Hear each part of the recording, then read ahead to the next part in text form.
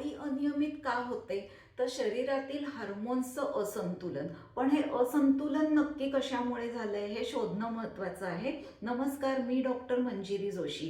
Healthy periods आणि उपाय ह्या मालिकेतला आजचा हा दुसरा व्हिडिओ आहे. आयुर्वेदानुसार पिरियड्स अनियमित होण्यामागे काही महत्त्वाची कारणं असतात.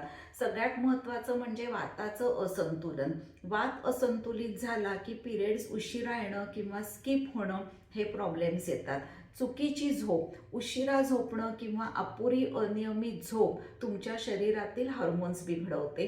तिसरं कारण ताणतणाव, अति स्ट्रेस याचा परिणाम डायरेक्ट तुमच्या पिरियड्सवरती होत असतो. चौथं महत्त्वाचं कारण जंक फूड किंवा अयोग्य आहार, यामुळे पचन बिघडतं. पचन बिघडलं की तुमचे हार्मोन्स बिघडतात आणि हार्मोन्स बिघडले की तुमची सायकल देखील बिघडते. वजनामध्ये होणारे अचानक बदल याचा सुद्धा परिणाम तुमच्या पिरियड्सवरती होत असतो. आयुर्वेदानुसार पाळी नियमित येण्यासाठी वात, पित्त आणि कफ या तिन्ही दोषांचा समतोल अतिशय आवश्यक आहे. एक जरी दोष असंतुलित झाला तर त्याच्यामुळे शरीरात बऱ्याच घडामोडी होऊन पिरियड्स अनियमित होतात.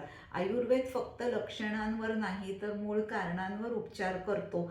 तुमची पाळी नियमित आहे का? आम्हाला कमेंटमध्ये येस किंवा नो असं लिहा आणि अशाच माहितीपूर्ण व्हिडिओजसाठी डॉक्टर मंजिरी जोशींना फॉलो करा. धन्यवाद.